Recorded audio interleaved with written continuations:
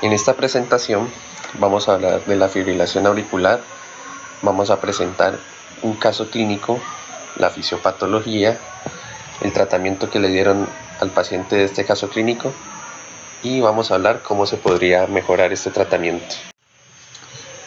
El caso clínico es de Cooper Riley, un hombre de 64 años de edad con diagnóstico de insuficiencia cardíaca congestiva hace 6 años y antecedente de fibrilación auricular persistente con un último episodio hace 8 meses donde se le realizó cardioversión farmacológica con amiodarona y que continúa usando para mantener un ritmo sinusal normal.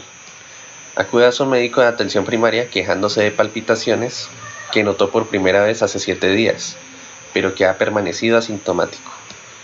En el consultorio, el electrocardiograma muestra que está en una fibrilación auricular.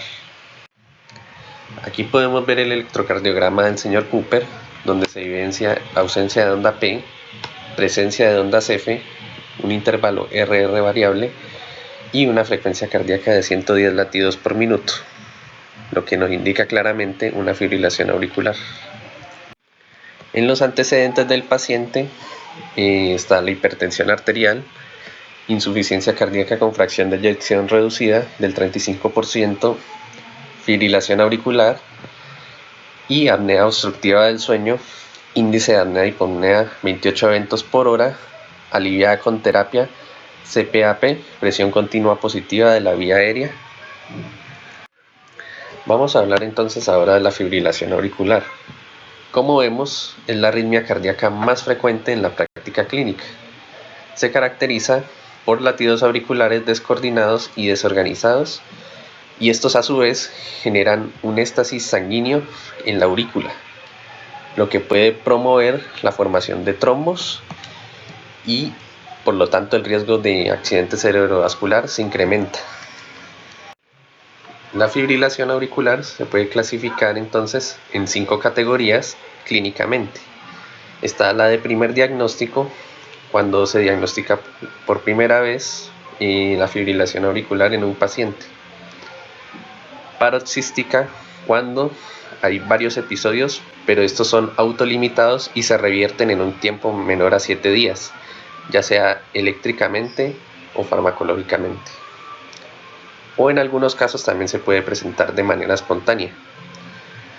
En la persistente se considera cuando se revierte en un tiempo mayor a 7 días, de la misma manera, eléctricamente o farmacológicamente. Se considera persistente de larga duración, las mismas características de una fibrilación persistente, pero con un tiempo mayor a 1 año. Se sigue una estrategia del control del ritmo cardíaco. Y la permanente es cuando no se intenta ya buscar un control de ritmo cardíaco, sino exclusivamente de la frecuencia.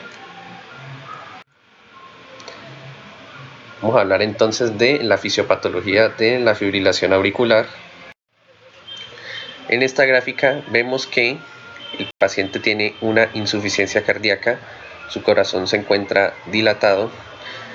Esto puede ser secundario a hipertensión arterial, como vemos en los antecedentes del paciente, un historial de hipertensión arterial, lo que puede haber generado una dilatación del corazón, lo que me lleva a su vez a una insuficiencia cardíaca. Esta insuficiencia cardíaca me puede haber llevado a dilatar tanto el ventrículo como las aurículas. Si me dilata la aurícula derecha de manera excesiva, esto me va a generar un trastorno en la conducción intraauricular, porque se aumenta el espacio entre los cardiomiocitos de la aurícula. Entonces esto me va a generar una despolarización descoordinada y desorganizada. Vemos que entonces la insuficiencia cardíaca y la fibrilación auricular forman un círculo vicioso.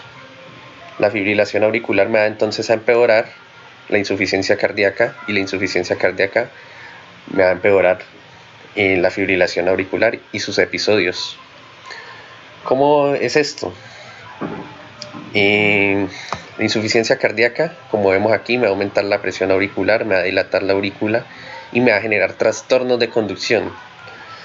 Estos trastornos de conducción me van a generar la fibrilación auricular y esto a su vez me va a disminuir el gasto cardíaco, la frecuencia cardíaca, y me va a empeorar el problema.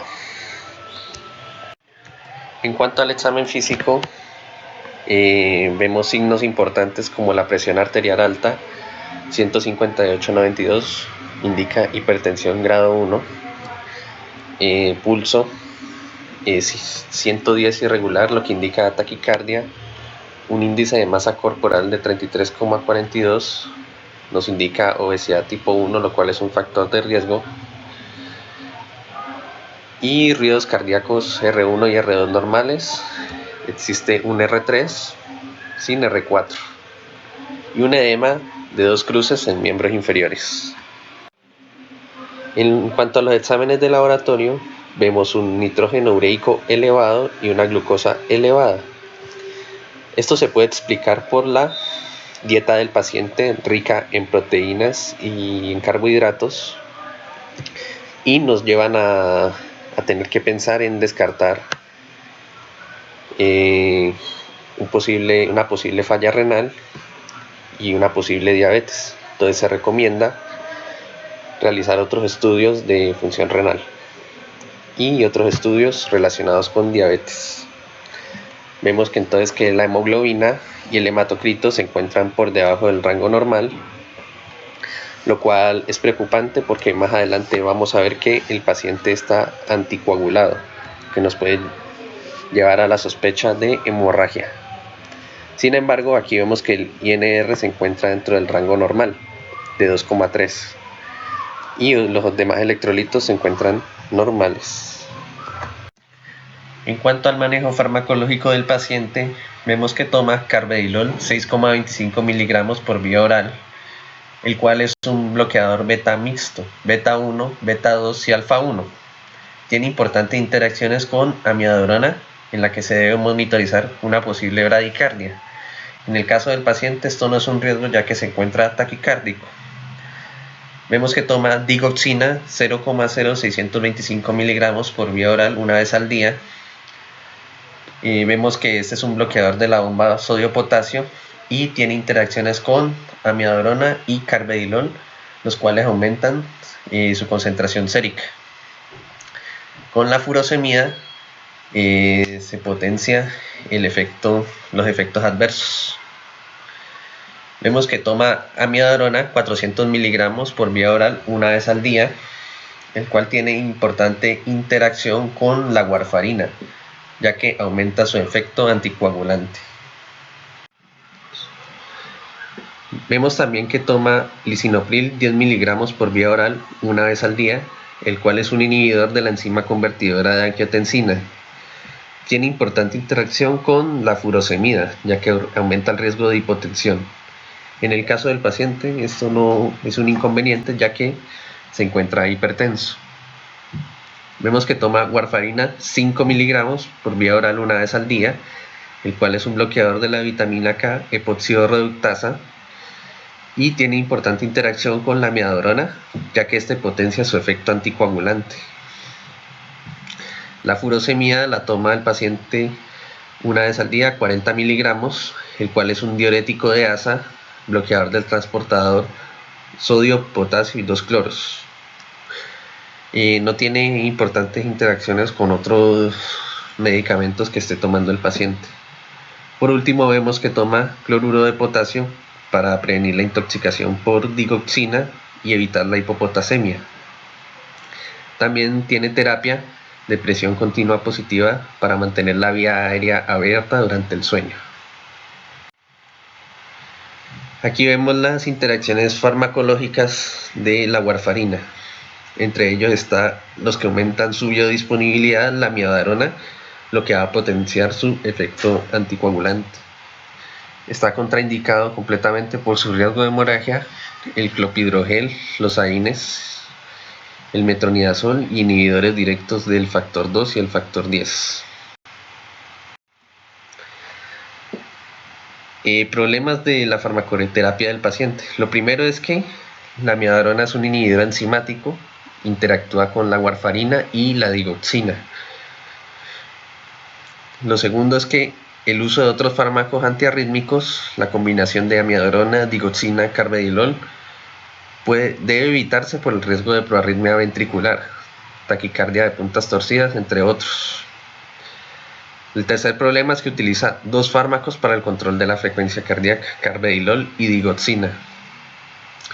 El cuarto problema es que para el control de la frecuencia cardíaca se prefiere el uso de beta bloqueadores. El quinto problema es que tiene una dosis muy alta de amiodarona, de 400 miligramos, cuando lo normal debería ser de 200 miligramos. Y el último problema es que no utiliza como primera opción los anticoagulantes directos orales, ya que estos tienen menor interacción con otros medicamentos, a diferencia de la warfarina. Entonces, los objetivos de la farmacoterapia en los pacientes con fibrilación auricular. Lo primero es la prevención de coágulos sanguíneos, prevenir el tromboembolismo. Y para anticoagular a un paciente se utiliza la escala Chats-Dubas con una puntuación de 0 en hombres y 1 en mujeres. No se administra anticoagulante. Anticoagulante tenemos los anticoagulantes directos orales como el dabigatran, el rivaroxaban, el edoxaban y el apixaban. Estos pues deben llegar a considerarse por encima de la warfarina en los casos en los que pueden haber interacciones con otros medicamentos que esté tomando el paciente. Vemos que una puntuación mayor a 2 está indicado en la warfarina o los anticoagulantes directos orales. En raros casos se puede utilizar la aspirina. El segundo punto importante es el control de la frecuencia cardíaca. Se debe mantener por debajo de 110, sería lo ideal. Entonces los beta bloqueadores son la primera opción, que son los que están también recomendados en pacientes con insuficiencia cardíaca, principalmente los cardioselectivos. Carvedilol, metoprolol y bisoprolol son los que generalmente se utilizan en insuficiencia cardíaca. Vemos que tenemos otra opción, los bloqueadores de canales de calcio. Se puede usar como alternativa en pacientes con problemas respiratorios, verapamilo o diltiazem, los cuales están contraindicados en insuficiencia cardíaca, no se deben utilizar. Y la digoxina se utiliza para el control de la frecuencia cardíaca en reposo, aumenta la fuerza de contracción y es muy útil en muchos casos de fibrilación auricular e insuficiencia cardíaca concomitante. El tercer objetivo es restaurar el corazón a un ritmo normal en la medida de lo posible, con el objetivo de eliminar los síntomas y prevenir la taquimiocardiopatía. Para la cardioversión farmacológica, vemos que pacientes con cardiopatía estructural significativa, la opción siempre es amiodarona. Tenemos otras alternativas como bloqueadores de canales de sodio, flecainida, propanfenona, quinidina, bloqueadores de canales de potasio, amiodarona, sotalol, dofetilida y la dronaderona, que es un análogo de la amiodarona. No tiene toxicidad tiroidea ni pulmonar, pero no se debe utilizar en pacientes con insuficiencia cardíaca. En la gráfica de la derecha vemos que para mantener el ritmo sinusal en pacientes con insuficiencia cardíaca, la mejor alternativa es la amiodarona, que está indicada en insuficiencia cardíaca e hipertensión. Para la restauración del ritmo también tenemos entonces la cardioversión eléctrica. Cuando tenemos una fibrilación auricular de más de 48 horas de evolución o de comienzo incierto, se debe anticoagular al paciente al menos 3 semanas antes de la cardioversión y por lo menos 4 semanas después de realizar la cardioversión eléctrica. La cardioversión eléctrica es la primera línea en pacientes con fibrilación auricular e hipotensión. La segunda línea son antiarrítmicos fagolíticos como disopiramida. Otros objetivos del tratamiento en el paciente con fibrilación auricular es manejar los factores de riesgo de accidente cerebrovascular, prevenir problemas adicionales del ritmo cardíaco y prevenir la insuficiencia cardíaca. Entonces, ¿cómo tratar la fibrilación auricular del señor Riley en este momento? Vemos que en la escala Chast-Tuvax del señor Riley obtenemos una puntuación de 2, por lo que iniciamos tratamiento anticoagulante, preferiblemente con dabigatran 150 miligramos 2 veces al día, ya que presenta la máxima protección contra el accidente cerebrovascular. Debemos controlar entonces la frecuencia cardíaca, por lo que seguiremos utilizando el beta bloqueador cardioselectivo Carvedilol. Debemos aumentar la dosis, probablemente hasta 25 miligramos 2 veces al día. Vemos que la dosis del señor Riley es de 6,25 miligramos. Podemos llegar a aumentarla hasta 25 miligramos 2 veces al día para lograr el control de la frecuencia cardíaca. Y para el control del ritmo,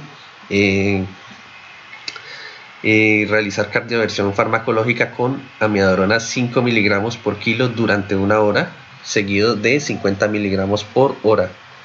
Dosis de mantenimiento de 200 miligramos una vez al día. Según las guías, en paciente con insuficiencia cardíaca y fracción de eyección reducida por debajo del 40%, se recomienda el uso de IECAS o ARA2. En este caso, el paciente tenía lisinopril, por lo cual se le continúa la administración del mismo. Se cambiaría el diurético, pasaría a ser espironolactona 25 miligramos día, el cual es muy usado en falla cardíaca. Se le cambia a espironolactona porque la furosemida genera riesgo de hipopotasemia. Al mismo tiempo podemos retirar el cloruro de potasio porque ya no sería un riesgo la hipopotasemia. La terapia diaria con presión de aire continua de la vía aérea de 8 centímetros de agua en la noche para mantener la vía aérea abierta del señor Riley durante el sueño. Podría ser beneficioso la implantación de marcapasos biventricular para la prevención de arritmias y, como última opción, considerar la terapia de ablación por catéter en focos ectópicos.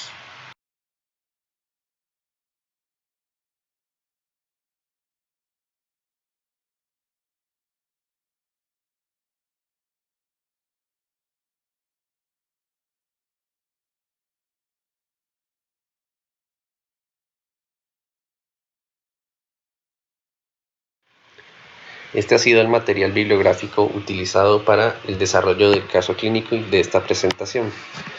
Esperemos que le haya servido y muchas gracias.